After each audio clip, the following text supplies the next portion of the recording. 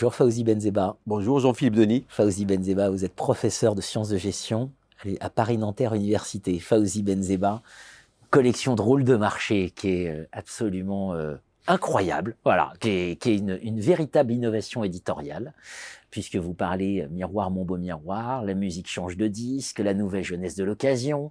Enfin, vous n'êtes pas l'auteur de tous les ouvrages, hein, mais co-directeur de la collection.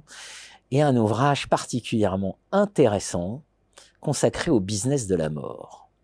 Et particulièrement intéressant parce que l'ouvrage date un petit peu, mais finalement, il prend une actualité aujourd'hui absolument redoutable. Alors d'abord, le business de la mort. Quelques mots sur le business de la mort.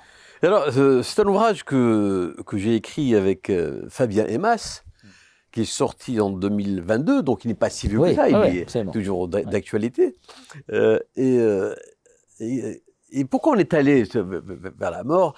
Bon, c'est toujours comme pour les autres sujets, hein, on cherche un peu les sujets iconoclastes, hein, mais qui sont là. Et on s'est dit, est-ce que ça fonctionne comme un marché classique? D'autant plus que c'est un marché ô combien captif.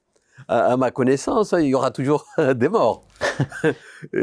Donc il y aura toujours des demandeurs pas de morts. C'est un business model récurrent. Quoi. Absolument. Voilà. Et des demandeurs, pas de morts, mais d'obsèques.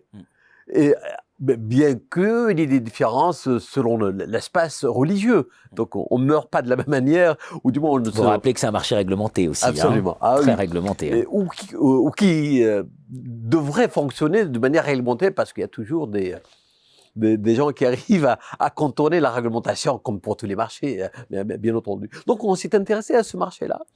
On a une demande d'obsèques, et là-bas, nous avons des offreurs.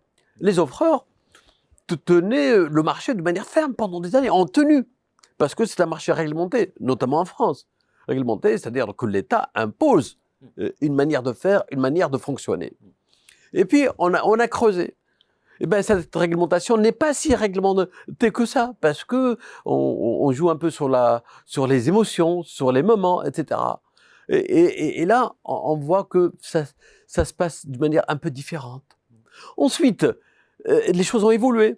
Aujourd'hui, on a des incinération 40%, c'est incroyable. Absolument, parce que on veut plus l'inhumation traditionnelle.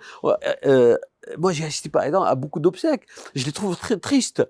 Et donc, on a essayé d'imaginer, donc ou des offreurs ont essayé d'imaginer des obsèques, je dirais, plus joyeuses, un peu à l'africaine, vous voyez, ou bien écologiques.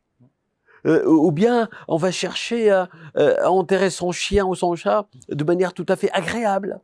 Ou bien on va récupérer les cendres qu'on va mettre dans un bijou et qu'on va mettre autour du cou. Et ben ça existe. Ça existe. On a aussi des cimetières splendides, par exemple le cimetière d'Asnières, d'Asnières-sur-Seine, qui est très connu. C'est un cimetière pour animaux. D'autres qui croient en l'éternité. Alors dis-nous, je meurs, attention, je voudrais que mon corps soit préservé. Donc on va congeler la dépouille. La cryogénisation. Tout à fait. Donc alors il y a des offres, il y a des entreprises qui le font, qui le font. Alors il y a des réglementations selon les pays, bien sûr. Peut-être que demain la technologie, la science vont évoluer. Et alors donc, c'est là que je veux qu'on creuse. Business plein d'avenir. Vous évoquez Elon Musk, vous évoquez Neuralink, vous évoquez le transhumanisme, parce que l'avenir du business de la mort, c'est finalement la vie éternelle. Et vous nous rappelez que c'est, voilà, depuis la nuit des temps, le rêve d'éternité. Et c'est fascinant, vous nous rapportez des cas de robots conversationnels qui permettent de continuer à faire vivre les morts. Exact. Par le passé, la chose était, j'allais dire, simple. On meurt, obsèques religieux, et puis on promet donc la vie éternelle pour ceux qui auraient respecté plus ou moins les préceptes religieux.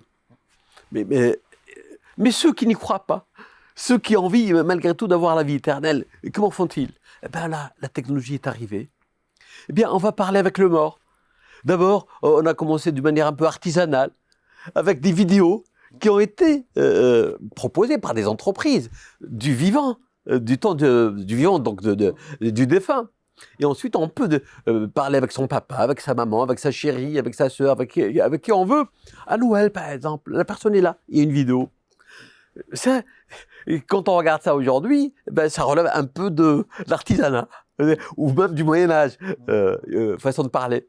Ensuite, alors la technologie avec l'intelligence artificielle a commencé à arriver petit à petit. Et là, c'est un robot. On va parler avec un robot. Mais Qui a le visage. Un avatar. Un avatar. Qui va prendre les traits du défunt, surtout quand le défunt était jeune, était très proche de nous, etc. On va lui parler, on va discuter avec lui. Eh bien, ça rassure d'une certaine manière les vivants. Mais ça pose aussi un problème. Pourquoi ça pose un problème? Comment on fait le deuil? Et comment on fait le deuil? Sur le plan psychologique, là aussi, il y a un marché qui s'ouvre pour les psychologues. Comment aider les gens à l'heure et à l'ère donc de l'intelligence artificielle à faire le deuil, puisque le défunt est toujours là, est toujours parmi nous, et ça nous empêche peut-être non pas de refaire sa vie, j'ai horreur de cette expression, mais de continuer la vie autrement. Et donc c'est un vrai challenge pour nous chercheurs et pour la société dans son ensemble. C'est absolument fascinant. Rappelons qu'on peut léguer, enfin c'est pas qu'on peut, hein, Facebook permet de léguer son compte. On désigne son héritier ou son héritière de son compte Facebook. C'est-à-dire que voilà, on est rentré dans la vie éternelle, et avec ChatGPT, la vie éternelle, ça va être la capacité à converser éternellement, potentiellement. Ben, je dirais que les pharaons ont rêvé de ça. Eh ben, l'intelligence artificielle a trouvé la réponse. Voilà, donc affaire à suivre avec la plus grande attention, la mort, un business plein d'avenir. L'éternité peut être à moindre coût. Merci Fawzi Benzeba. Je vous en prie, cher Jean-Philippe Denis.